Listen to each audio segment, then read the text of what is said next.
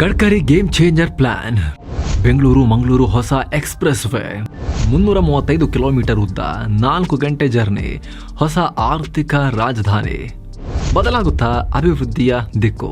ಮಸ್ತ್ಮಗ.comಗೆ ಸ್ವಾಗತ. ನಾನು ಅಮರ್ ಪ್ರಸಾದ್. ಸ್ನೇಹಿತರೆ, ಕಡೆಗೂ ಕೂಡ ರಾಜ್ಯದ, ಅದರಲ್ಲೂ ಕೂಡ ಕರಾವಳಿ ಜನರ ಪಾಲಿನ ಅತಿ ದೊಡ್ಡ ಬೇಡಿಕೆಯನ್ನ, ದೀರ್ಘಕಾಲದ ಬೇಡಿಕೆಯೊಂದನ್ನು ಈಡೇರಿಸೋಕೆ ಕೇಂದ್ರ ಸರ್ಕಾರ ಪ್ರಮುಖ ಹೆಜ್ಜೆ ಇಟ್ಟಿದೆ.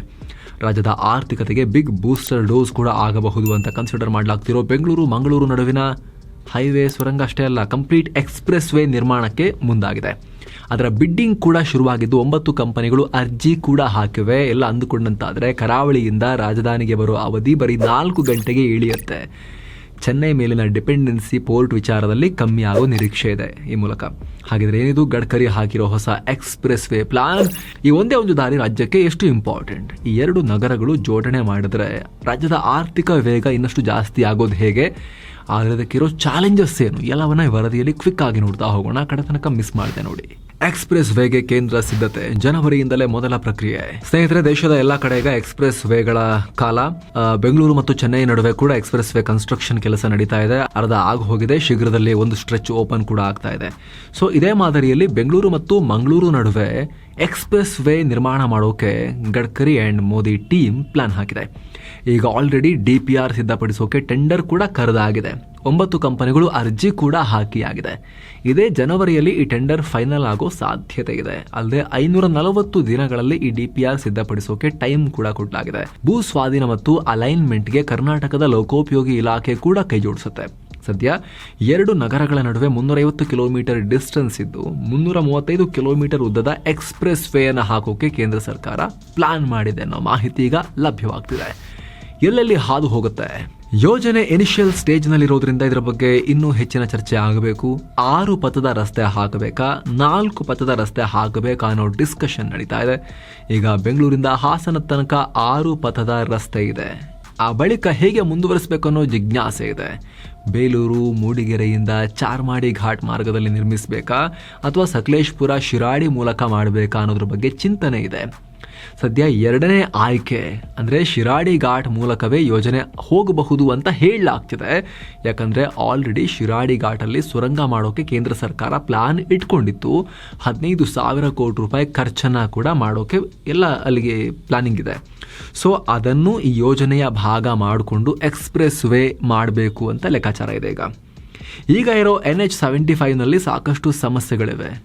ಘಾಟಿ ಹತ್ತಿ ಇಳಿಬೇಕಾದ್ರೆ ಸುಸ್ತಾಗಿ ಹೋಗಿರುತ್ತೆ ಜನಕ್ಕೆ, ಉಳಿದಿದ್ದೆಲ್ಲ ಆರಾಮಾಗುತ್ತೆ. ಅದೊಂದು ಭಾಳ ಪ್ರಾಬ್ಲಮ್. ಮಳೆಗಾಲದಲ್ಲಂತೂ ಹೊಸ ರೋಡ್ ಹಾಕಿರೋದು ಕೂಡ ಕೊಚ್ಕೊಂಡು ಹೋಗಿರುತ್ತೆ. ವರ್ಷ ಹೊಸದಾಗಿ ಹಾಕಬೇಕು. ಹೀಗಾಗಿ ಎಕ್ಸ್ಪ್ರೆಸ್ ವೇ ಮಾಡಿದ್ರೆ ಗುಡ್ಡದ ಒಳಗಿಂದ ಸುರಂಗ ತೋಡ್ಕೊಂಡು ಆ ಕಡೆ ತಲುಪಿಬಿಟ್ರೆ ಕಂಪ್ಲೀಟ್ ಸೊಲ್ಯೂಷನ್, ಫೈನಲ್ ಸೊಲ್ಯೂಷನ್ ಸಿಗುತ್ತೆ ಅನ್ನೋದು ಲೆಕ್ಕಾಚಾರ. ಲಾಭ ಏನು? ಇದು ಮುಖ್ಯವಾಗಿರೋ ವಿಚಾರ. 2 ಬೃಹತ್ ನಗರಗಳ ಪ್ರಯಾಣದ ಅಂತರ ಕಮ್ಮಿ ಆಗುತ್ತೆ. ಸದ್ಯಕ್ಕೆ 7 ರಿಂದ 8 ಗಂಟೆ ಆಗ್ತಾ ಇದೆ. ಅದನ್ನು 4 ಗಂಟೆಗೆ ಇಳಿಸ್ಬೋದು. ಈ ಟೈಮ್ ಕಮ್ಮಿ ಆದರೆ ಸಂಪರ್ಕ ಕ್ಷೇತ್ರದಲ್ಲಿ ಮತ್ತು ಆರ್ಥಿಕತೆಗೆ ದೊಡ್ಡ ಕ್ರಾಂತಿನೇ ಆಗುತ್ತೆ. ಕರಾವಳಿಗೆ, ಕೇರಳ ಭಾಗಕ್ಕೆ ಹೋಗ್ಬರೋ ಜನರಿಗೆ ಬೆಂಗಳೂರು ಇನ್ನಷ್ಟು ಹತ್ತಿರ ಆಗುತ್ತೆ. ಈಗ ರಜೆಗಳು ಬಂದರೆ ಸಾಕು, ಈ ಭಾಗದ ರೈಲುಗಳು ತುಂಬಿ ತುಳುಕ್ತಾ ಇರ್ತವೆ. ದಿನಗಟ್ಟಲೆ ಈ ಭಾಗದಲ್ಲಿ ರಸ್ತೆಗಳ ಟ್ರಾಫಿಕ್ ಜಾಮ್ ಆಗುತ್ತೆ. ರಸ್ತೆ ಕೂಡ ಚೆನ್ನಾಗಿಲ್ಲ, ಎಲ್ಲ ಕುಸ್ತು ಹೋಗ್ತಾ ಇರುತ್ತೆ.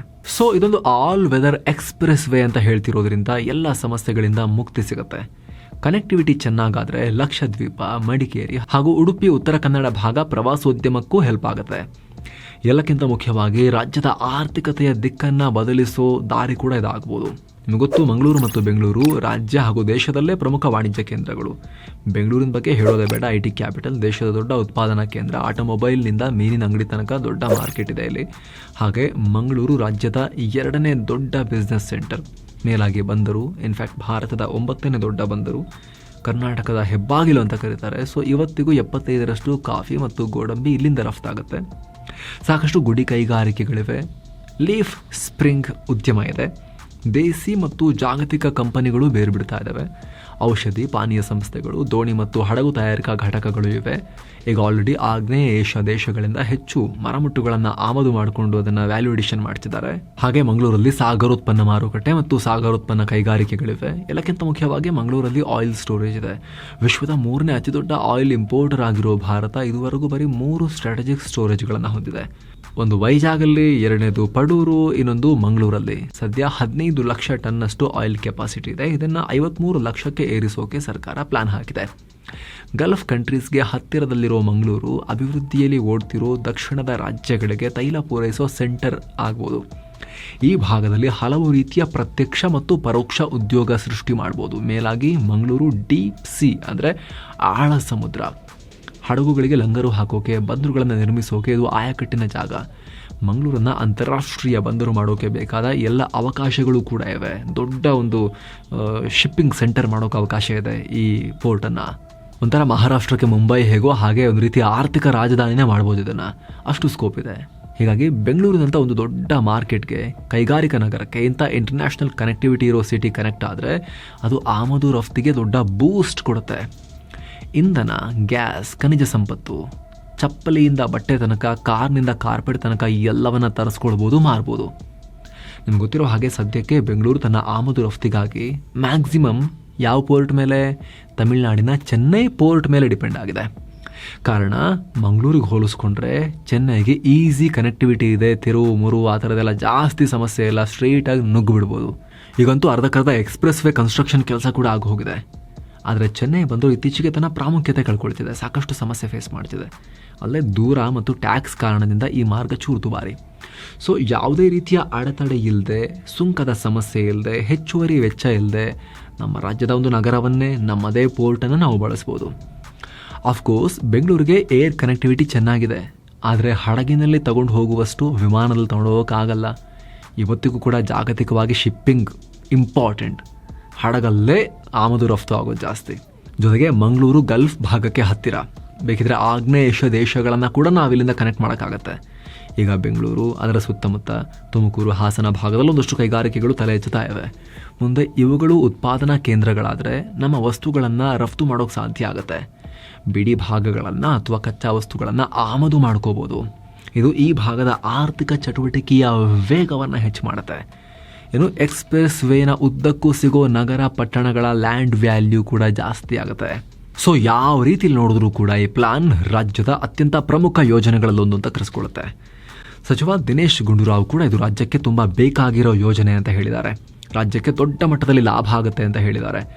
ಮಂಗಳೂರಿಗೆ ತನ್ನ ಸಾಮರ್ಥ್ಯಕ್ಕೆ ತಕ್ಕಂತೆ ಅಭಿವೃದ್ಧಿ ಹೊಂದೋಕ್ಕಾಗ್ತಾ ಇಲ್ಲ. ಒಂದು ರೀತಿ ಆ ಭಾಗ ಸಂಪರ್ಕನೇ ಕಳ್ಕೊಂಡ್ಬಿಟ್ಟಿದೆ. ಸೊ ಈ ಎಕ್ಸ್ಪ್ರೆಸ್ ವೇ ತುಂಬ ಇಂಪಾರ್ಟೆಂಟ್ ಅಂತ ಹೇಳ್ತಿದ್ದಾರೆ. ಆದರೆ ಇಲ್ಲಿ ಕೇಂದ್ರ ಮತ್ತು ರಾಜ್ಯ ಸರ್ಕಾರಗಳು ಏನೇ ಹೇಳಿದ್ರು ಕೂಡ ಇದಕ್ಕೆ ದೊಡ್ಡ ಪ್ರಾಬ್ಲಮ್ ಕೂಡ ಇದೆ. ಪರಿಸರಕ್ಕೆ ಭಾರಿ ಹಾನಿ ಇದು ಸಾಧ್ಯತೆ. ಯಾಕಂದ್ರೆ ಮಲೆನಾಡು, ಅದರಲ್ಲೂ ಕೂಡ ಶಿರಾಡಿ ಘಾಟ್ ಅತ್ಯಂತ ಸೂಕ್ಷ್ಮ ಪ್ರದೇಶ. ಸಾವಿರಾರು ಸಸ್ಯ ಮತ್ತು ಪ್ರಾಣಿ ಸಂಕುಲಕ್ಕೆ ನೆಲೆ ಒದಗಿಸಿರೋ ಜಾಗ. ಸೊ ಬೆಟ್ಟ, ಗುಡ್ಡ ಸೀಡಿ ಒಳಗಡೆ ಸುರಂಗ ತೋಡಬೇಕು ಅಂದರೆ ಒಂದಷ್ಟು ಮರಗಳನ್ನು ಕಡಿಲೇಬೇಕಾಗತ್ತೆ. ಪಶ್ಚಿಮ ಘಟ್ಟ ಆಲ್ರೆಡಿ ಸೂಕ್ಷ್ಮ ವಲಯದಲ್ಲಿ ಬರುತ್ತೆ. ಎತ್ತಿನ ಹೊಳೆ, ರೈಲ್ವೆ ಟ್ರ್ಯಾಕ್ನಂಥ ಕಾಮಗಾರಿಗಳಿಂದ ಈ ಭಾಗಕ್ಕೆ ಹೆಚ್ಚು ಹಾನಿ ಆಗಿದೆ. ಭೂಕುಸಿತಗಳು ಜಾಸ್ತಿ ಆಗ್ತಿವೆ. ಸೊ ಗಾಯದ ಮೇಲೆ ಬರೆ ಎಳೆದಂತೆ ಎಕ್ಸ್ಪ್ರೆಸ್ ವೇ ಬರುತ್ತೆ ಅನ್ನೋದು ಪರಿಸರವಾದಿಗಳ ಮಾತು. ಆದ್ರೆ ಇದೆಲ್ಲವನ್ನ ಕನ್ಸಿಡರ್ ಮಾಡಿನೇ ಸದ್ಯಕ್ಕೆ ಸರ್ಕಾರ DPRನ ತಯಾರಿ ಮಾಡ್ಕೊಳ್ತಿದೆ, ಡೀಟೇಲ್ ಪ್ರಾಜೆಕ್ಟ್ ರಿಪೋರ್ಟ್ನ ತಯಾರಿ ಮಾಡ್ಕೊಳ್ತಿದೆ. ಎಲ್ಲ ಅಂದುಕೊಂಡಂತಾದ್ರೆ 2028ಕ್ಕೆ ಅಂದರೆ ಲೋಕಸಭಾ ಚುನಾವಣೆಗೂ 1 ವರ್ಷಕ್ಕೂ ಮೊದಲೇ ಇಲ್ಲಿ ಇದರ ಕೆಲಸ ಕಾರ್ಯಗಳು, ಇದರ ಕನ್ಸ್ಟ್ರಕ್ಷನ್ ಕಾರ್ಯಗಳು ಶುರುವಾಗೋ ನಿರೀಕ್ಷೆ ಇದೆ. ಆದರೆ ಸ್ನೇಹಿತರೆ, ಒಂದಂತೂ ಸ್ಪಷ್ಟ, ಇದು ಅತ್ಯಂತ ಅಗತ್ಯದ ಪ್ರಾಜೆಕ್ಟ್ ಅನ್ನೋದರಲ್ಲಿ ಯಾವುದೇ ಡೌಟ್ ಇಲ್ಲ. ಒಂದ್ಸಲ ರೆಗ್ಯುಲರ್ ಆಗಿ ಈ ಶಿರಾಡಿ ಘಾಟ್ ಮತ್ತು ಚಾರ್ಮಾಡಿ ಘಾಟ್ ಮೂಲಕ ಆ ಭಾಗದಿಂದ ಈ ಭಾಗಕ್ಕೆ, ಈ ಭಾಗದಿಂದ ಆ ಭಾಗಕ್ಕೆ ಪ್ರಯಾಣ ಮಾಡೋರನ್ನ ಕೇಳಿ ನೋಡಿ ಅದರ ಹಿಂಸೆ ಏನು ಅಂತ ಅವ್ರು ಹೇಳ್ತಾರೆ. ಅವರಿಗೆ 8-9 ಗಂಟೆ ಒದ್ದಾಡ್ಕೊಂಡು ಹೋಗಿ ಇನ್ನೊಂದ್ಸಲಿ ಸದ್ಯಕ್ಕೆ ಹೋಗೋದು ಬೇಡಪ್ಪ ಅಂತ ಅನಿಸೋದ್ರ ಬದಲಿಗೆ ಈ ರೀತಿ ವೇಗದ ಕನೆಕ್ಟಿವಿಟಿ ಸಿಕ್ಬಿಡ್ತು ಅಂತ ಹೇಳಿದ್ರೆ ರೆಗ್ಯುಲರ್ ಆಗಿ ಪಾಪ ಅಲ್ಲಿ ಬಂದು ಇಲ್ಲಿ ಕೆಲಸ ಮಾಡ್ತಿರೋರು ಮನೆಗೆ ಹೋಗಿ ಬರೋಕ್ಕಾಗತ್ತೆ, ಊರಿಗೆ ಹೋಗಿ ಬರೋಕ್ಕೂ ಕೂಡ ಆಗುತ್ತೆ. ಮೇಲೆ ಹೇಳಿದ ಎಲ್ಲ ಎಕನಾಮಿಕ್ ಆಸ್ಪೆಕ್ಟ್ಸ್ ಬಿಟ್ಟು, ವಾಣಿಜ್ಯ ವ್ಯವಹಾರದ ಬಿಟ್ಟು ಈ ರೀತಿ ಕೂಡ ಜನರಿಗೆ ತುಂಬ ಹೆಲ್ಪ್ ಆಗುತ್ತೆ ಇದರಿಂದ. Thank you so much. ಮತ್ತೆ ಭೇಟಿ ಆಗ್ತಿರೋಣ. ನಮಸ್ತೆ.